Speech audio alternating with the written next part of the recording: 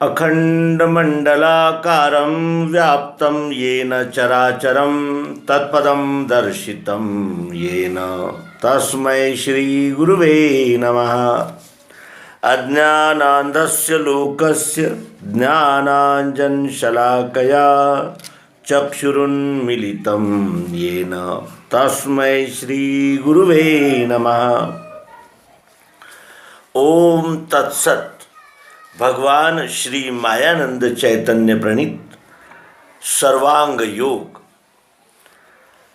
श्रीमद् भगवद गीता के 11वें अध्याय में भगवान श्री कृष्ण जी ने अर्जुन को आत्मा का प्रत्यक्ष यथार्थ दर्शन कराया। अर्जुन ने कहा था कि आपने जो कुछ भी कहा वो सब मैंने सुना है इसके पूर्व, लेकिन यदि आप आत्मा का प्रत्यक्ष दर्शन करा सकते हो तो और मैं अगर उसके योग्य हूँ तो आप मुझे अव्यय आत्मा का दर्शन कराइए। और भगवान श्री कृष्ण जी ने अर्जुन को आत्मा का प्रत्यक्ष दर्शन कराया था। श्रीमद् भगवद गीता ये आत्मदर्शन पर ग्रंथ है और आत्मदर्शन कराने वाली युक्ति श्री कृष्ण द्वैपायन व्यास जी ने श्रीमद् भगवद गीता में स्थान स्थान पर विविध माध्यमों से व्यक्त की है, लेकिन स्पष्ट रूप से ये नहीं कहा है कि यही दिव्य दृष्टि दिव्य चक्षु है जिसको प्राप्त करने पर आत्मा का साक्षात्कार जीव को हो जाता है। भगवान श्री मायानंद जी चैतन्य इन्होंने उसी दिव्य दृष्टि को एक संक्षिप्त सर्वांग योग नामक ग्रंथ में ग्रथित कर रखा है और इसी युक्ति का रसपान, इसी युक्ति को हम आत्मसात करने का अब प्रारंभ कर रहे हैं। सर्वांग योग का पहला अध्याय गुरु स्थापन योग है, क्षमा करें, मोक्षेच्छा दर्शन योग है। श्री गुरु के पदों को है मेरा दंडोत प्रेम से, यही प्रेम रहे स्थाई कृपा दृष्टि वही मिले। आचार करके ऐसा सनातन मुमुक्षु ने किया प्रश्न, गुरु बोले सिद्धांत सब वो सुनो। मैंने श्रुति स्मृति शास्त्र पुराण आदि है पढ़े, यथा विधान कर्मों को उनके करके लखा, तो भी चंचलता मेरे मन की मिटती नहीं।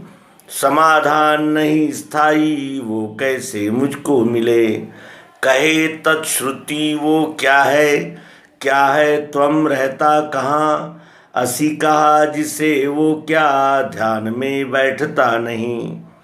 देखना उसको कैसे जो देखे वह कौन है, जानना चाहता हूँ ये यथार्थ मुझको कहें। मोक्षेच्छा दर्शन योग यह शीर्षक इस सर्वांग योग के अध्याय का है। मोक्ष की इच्छा किसे होती है? जिसे अपने बंधन का पता चल जाता है, मैं बंधन में हूँ, ऐसा जिसका अनुभव होता है उसे ही मुक्ति की इच्छा होती है।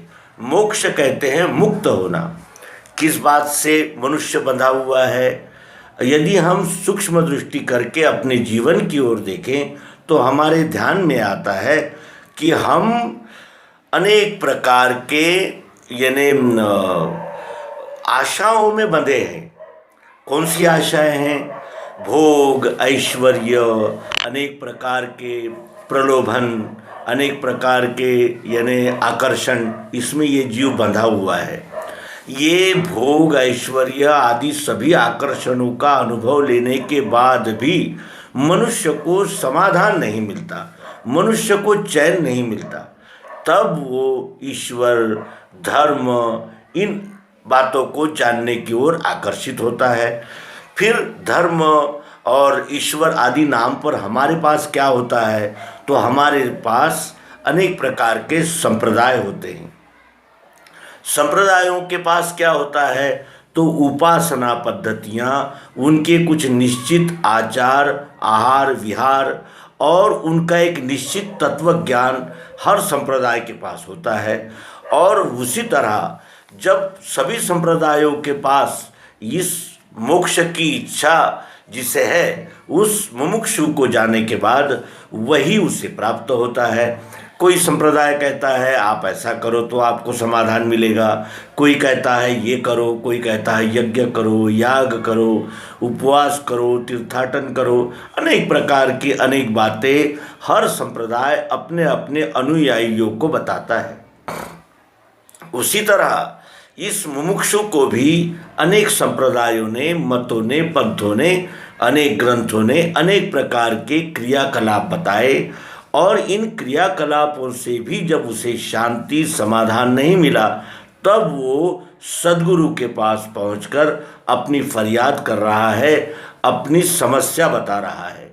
कहता है कि श्री गुरु के पदों को है मेरा दंडोत प्रेम से। श्री गुरु के पदों को यानी श्री गुरु के शरण में वो मोक्षु गया है और दंडवत किया है। दंडवत यानी जैसे एक डंडा जब हम हाथ से छोड़ देते हैं तो वो सीधा जमीन पर पूरा गिर जाता है, उसी तरह अपना संपूर्ण अभिमान, पंथाभिमान, मताभिमान, भाषाभिमान, अनेक प्रकार के जो अभिमान उसके पास होते हैं, उन सभी को वो सद्गुरु के चरणों में समर्पित करता हुआ कहता है कि यही प्रेम रहे स्थायी, कृपा दृष्टि वही मिले। ये जो आपसे मेरा प्रेम है, ये प्रेम किसी आशा से, किसी अपेक्षा से, किसी स्वार्थ से नहीं है। तो ये प्रेम मुझे उस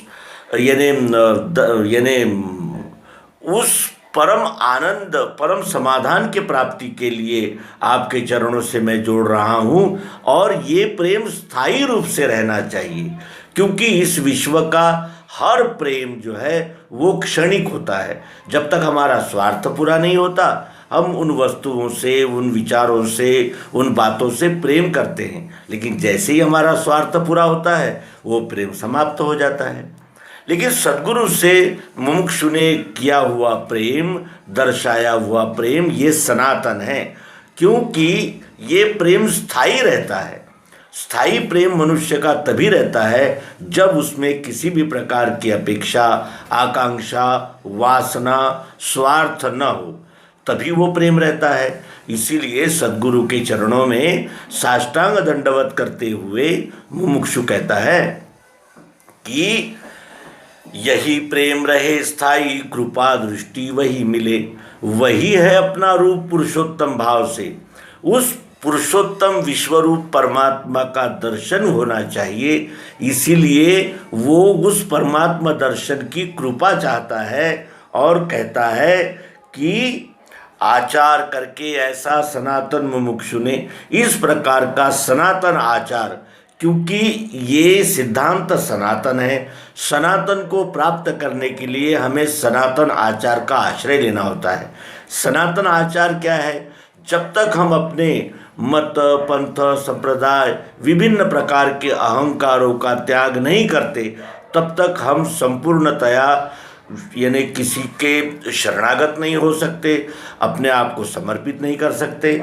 और जब हम सबको, अपने सभी यानी अभिमानों को, अहंकारों को समर्पित कर देते हैं, तो वो आचार सनातन होता है। क्योंकि ये आचार मुमुक्षु ने सनातन काल से किया है, अनंत काल से इसी प्रकार मुमुक्षु अपने सभी यानी आढ़्यताओं, मान्यताओं, अभिमानों को सद्गुरु के चरणों में सौंपता आया है। वाल्मीकि के चरणों में श्री राम जी ने, सांदीपनि के चरणों में श्री कृष्ण जी ने। इस प्रकार जब संपूर्ण ज्ञान ग्रहण करने की जब लालसा जागती है, तब मेरा कुछ भी नहीं है, यानी एकदम कोरा कागज बनकर ही वो मुमुक्षु सद्गुरु के चरणों में गया है। ऐसा सनातन काल से हमारे ध्यान में आता है। आचार करके ऐसा सनातन मुमुक्षु ने किया प्रश्न, गुरु बोले सिद्धांत सब वो सुनो। ऐसा सनातन आचार जब उस मुमुक्षु ने किया, तब गुरु ने कहा कि अब मैं तुम्हें उस सिद्धांत से परिचित कराता हूँ जिस सिद्धांत से तुम्हारा समाधान होगा। और वो सब सिद्धांत मैं जब तुम्हें सुनाऊंगा तब तुमने उसे प्रत्यक्ष यथार्थ रीति से आत्मसात करना है। मुमुक्षु कहता है कि मैंने श्रुति स्मृति शास्त्र पुराण आदि कह पढ़े, यथा विधान कर्मों को उनके करके लखा। मुमुक्षु कहता है कि मैंने श्रुति स्मृति शास्त्र पुराण आदि सब कुछ पढ़ लिया है, यानी शाब्दिक ज्ञान उसने संपूर्णतया प्राप्त कर लिया है और उसने उस शास्त्रों पुराणों में दी हुई उपासना पद्धतियों का अवलंबन भी करके देखा, यथा विधान कर्मों को उनके करके लखा, यानी जैसे जैसे ग्रंथों में उपासना पद्धतियों में बताया गया वैसा वैसा कर्म कांडों को उसने करके लखा, यानी वो केवल शाब्दिक यानी ज्ञान पाकर ही यानी स्तंभित ठहरा नहीं, उसने उनका अनुभव लिया। और तब भी क्या हुआ, तो यथा विधान कर्मों को उनके करके लखा, तो भी चंचलता मेरे मन की मिटती नहीं, तब भी मेरे मन की चंचलता नहीं मिटती। इसका अर्थ यह है कि उन सारे उपासनाओं को कर्म कांडों को करके भी मेरे मन के संकल्प विकल्प शांत नहीं होते। क्यों नहीं होते? तो इसलिए नहीं होते कि वो केवल यानी प्राप्त किया हुआ ज्ञान जो है वो शाब्दिक था, वो केवल यानी जिसे कहते हैं कि थ्योरेटिकल था, प्रैक्टिकल नहीं था, व्यावहारिक नहीं था, इसलिए उसका समाधान नहीं हुआ है। और मेरे मन की चंचलता नहीं मिटती और समाधान नहीं स्थायी, मुझे समाधान नहीं मिलता। मनुष्य को समाधान तो मिलता है, लेकिन वो कैसा होता है? क्षणिक होता है, और क्षणिक समाधान से हमें स्थायी शांति समाधान की प्राप्ति नहीं हो सकती। वो स्थायी समाधान की प्राप्ति करने के लिए मैं आप तक आया हूँ, और वो स्थायी समाधान मुझे चाहिए, वो मुझे कैसे मिल सकता है? और कहे तत्श्रुति वो क्या है त्वम रहता कहाँ, तत्त्वम असि, यह वेदों का घोष वाक्य है। वेद कहते हैं तत्त्वम असि, वही तुम हो। और उसी वेद वाक्य का यथार्थ प्रत्यक्ष लक्ष्य जानने के लिए, लक्ष्य प्राप्त करने के लिए वो मुमुक्षु सद्गुरु के पास गया है। इसीलिए वो पूछ रहा है कि कहे तत्श्रुति वो क्या है त्वम रहता कहाँ, असी कहा जिसे वो क्या ध्यान में बैठता नहीं। तत् क्या है, त्वम क्या है, असी क्या है, ये मेरे ध्यान में नहीं बैठता।